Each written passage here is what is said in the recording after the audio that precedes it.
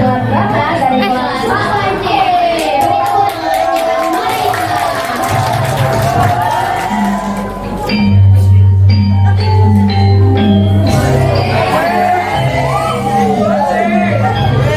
Tanah Jawa, berilah sebuah kerajaan yang agung, menggilai, dipimpin oleh Raja Ganda, seorang raja bijaksana, namun terhubung. Dalam benaknya, tersimpan kegelisahan yang bukan tentang perang atau tahta, melainkan tentang sang putra, Joko Banu, yang belum juga memilih mendampingi. Dan disinilah kisah itu dimulai, sebuah cerita yang akan terpikir abadi. Roro Jonggrang.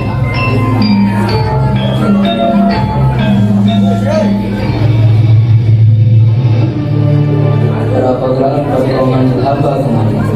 Mau sampai kapan kau harus membujang saudaraku?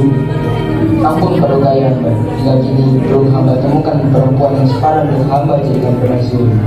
Namun apabila di Prambanan berhasil hamba taklukan, maka izinkanlah hamba untuk menyunting sang putri di sana.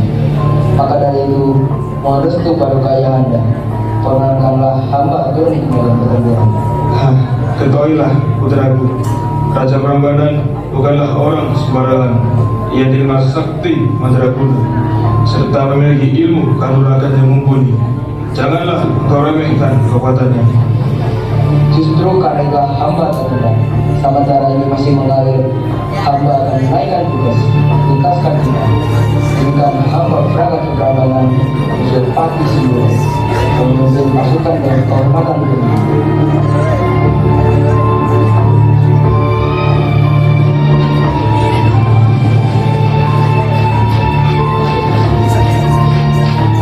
Ampun baginda raja, hamba datang membawa kabar dari ujung perbatasan itu. Sampaikan, Pak Prajurit, apa gerangannya terjadi? Mohon ampun baginda, pasukan Penging di perbatasan telah banyak yang gugur. Mereka takut dikalahkan oleh prajurit dari Prambanan. Putraku, maka minta izinkan kau segera menyusul.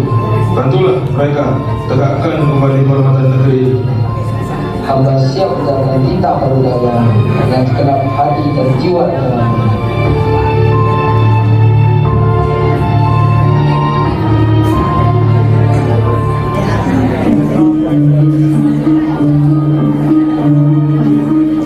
Sedangkan di tanah seberang, kerajaan Prambanan menjadi megah dipimpin oleh Raja Bowo, bertubuh tinggi besar hingga rakyatnya menyebut ia keturunan Francis.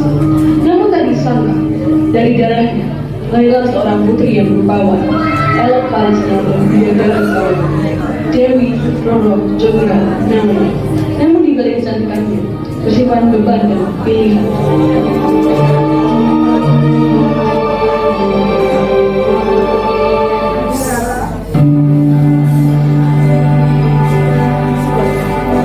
Putriku, mengapa hingga kini kau juga memikirkan pernikahan?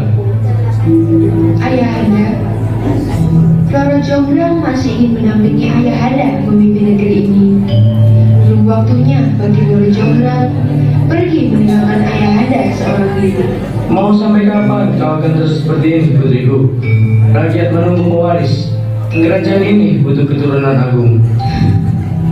Baiklah ayahanda, jika itu yang ayahanda harapkan, maka Roro Jonggrang bersedia menikah. Setelah Prambanan menang dalam perang melawan Penging, selama negeri ini belum tenang, hati Roro Jonggrang pun belum siap menerima ikatan badan. Akhirnya, jawaban yang ayahanda tunggu. Maka tunggulah putriku, kemenangan akan segera ayahanda bawa.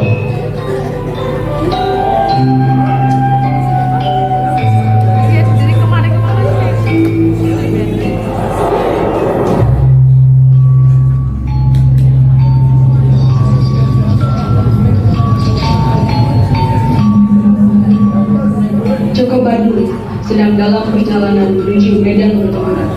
Ia melintasi sebuah hutan angker yang dikenal dalam mitos rakyat. Barang siapa berani menjejakkan kaki di hutan ini, maka ia akan menjadi santapan sang wanita, menurut kucing garis bernama Bondowoso.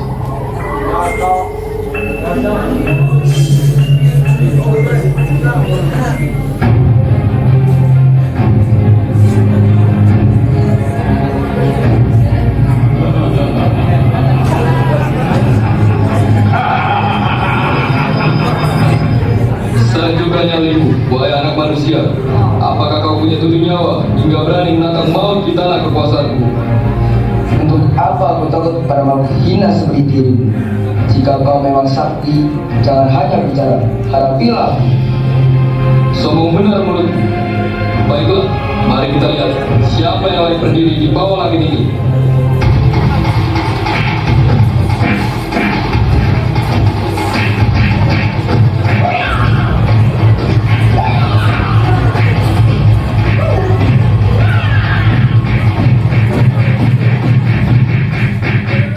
Berhenti, cukup. Aku mengaku kalah. Kau lebih unggul dariku, wahai manusia. Berani-beraninya kau menghalangi jalanku, makhluk neraka. Haruskah aku menghabisimu sekarang juga? Ampuni aku bersalah. Tapi jangan binasakan aku. Apa gunanya aku mengampuni makhluk sepertimu? Aku akan mengabdi kepadamu. Biarkan jiwaku melebur dalam ragamu. Dengan begitu, kau akan memiliki kesaktianku, bahkan kuasa atas seluruh jin penghuni hutan ini. Tawarannya menggoda. Baiklah, tepati janjimu sekarang juga.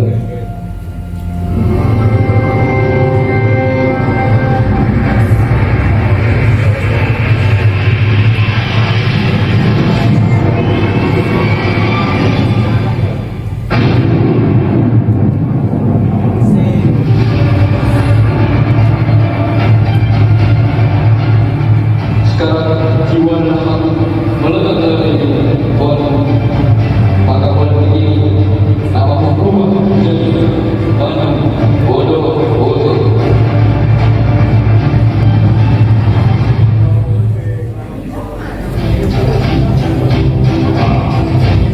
Joko Bandung, atau yang kini dikenal sebagai Bandung Bondowoso, karena dalam tubuhnya telah menyatu kekuatan Bandung legendaris Bondowoso.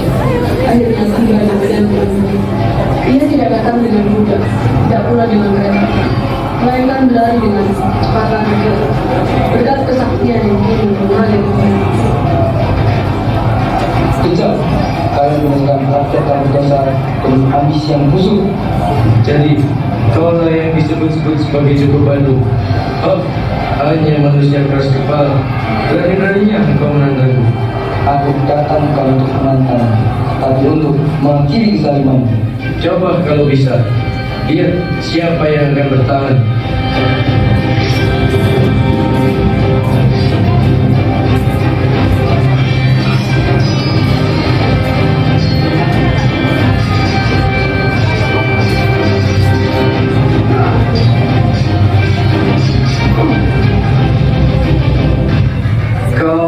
Kau menang kali ini.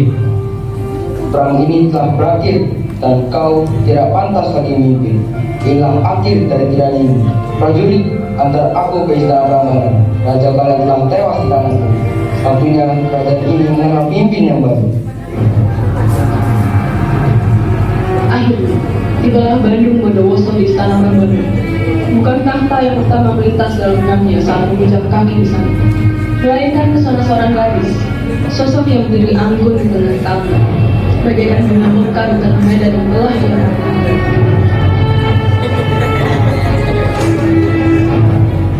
Wahai gadis cantik, siapakah engkau yang membuat dunia seorang berhenti sejenak? Hamba adalah putri Aku dari... tak peduli siapakah yang ataupun darah yang mengalir dalam tubuhmu. Yang ku tahu, mulai detik ini kaulah yang menjadi pilihan hatiku. Jadi, maukah engkau menjadi permaisuriku? Kau harus menjawab, putri. Silakan, perkenalkan aku mengetahui namamu. Nama hamba Dewi Roro Jongra. Hamba belum sanggup menjawab pertanyaan Paduka. Mohon diberi waktu. Baiklah, aku akan menunggu jawabanmu hingga tepat nanti.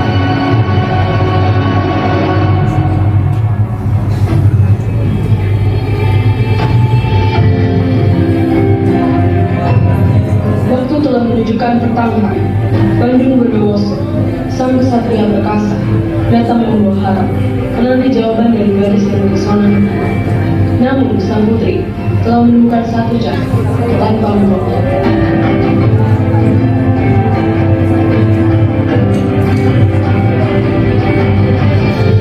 Jadi, apa jawabanmu, putri, atas pinanganku gadis yang... Paduka, hamba bersedia menerima pinangan Paduka jika dan hanya jika Paduka sanggup membangun 1000 candi dalam satu malam sebelum fajar menyingsing. Tuhan Tapakabumi, panggillah para jin dari hutan. Gunakan kekuasaan yang telah diwariskan langit. Mereka akan menjawab panggilan dan membantu memenuhi syarat satu. Baiklah, Paduka akan melaksanakan cara putri. 1000 candi akan berdiri sebelum fajar tiba.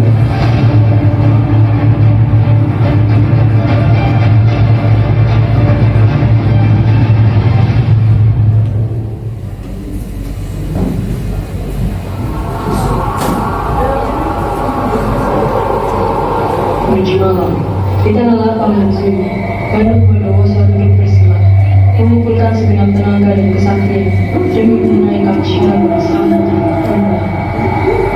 Wahai para wanita dunia kaya, atas namaku, Bandung Bondowoso, aku perintahkan kalian bangunlah 1000 candi untukku dalam satu malam.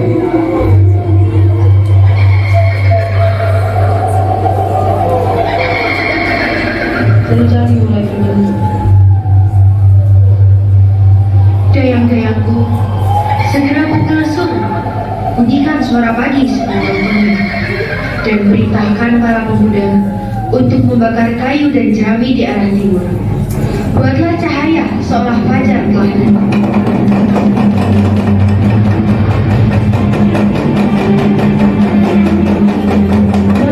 Tiba-tiba, para jin melihat cahaya orang yang mulai tampak dari sisi. Apakah itu benar fajar atau siasat bersama?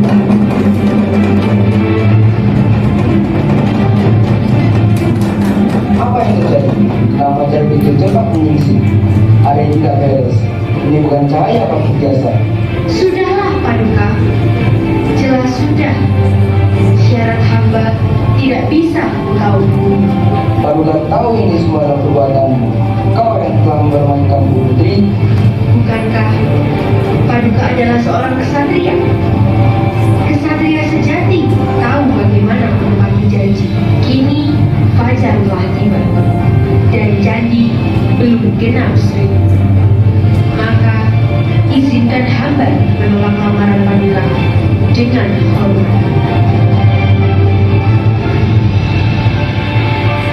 Hei putri, kau tak pernah menerima pinanganku.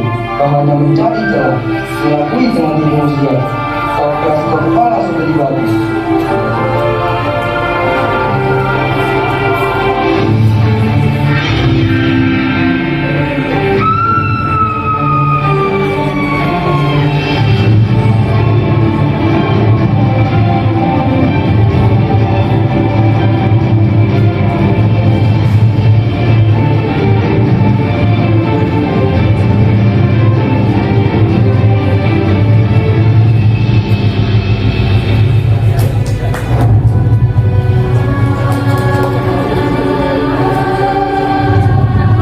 Dan hingga kini, di antara 1001 candi yang berdiri di Prambanan, satu di antaranya adalah sosok gadis yang gugur menjadi batu karena kesalahan telah diperbuat.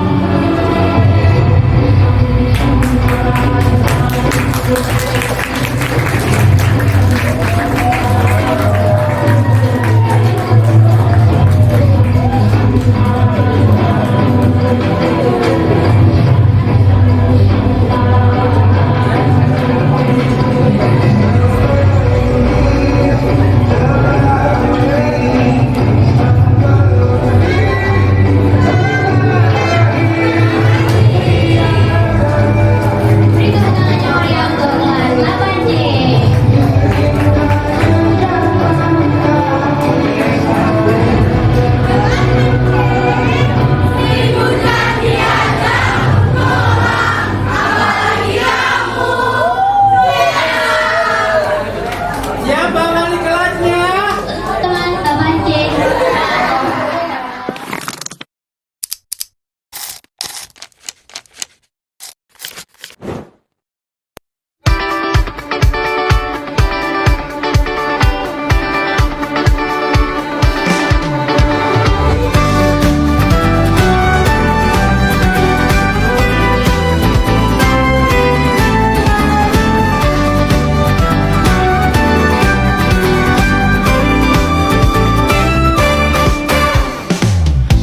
Kamu bilang aku tak sama, tak seperti saat pertama.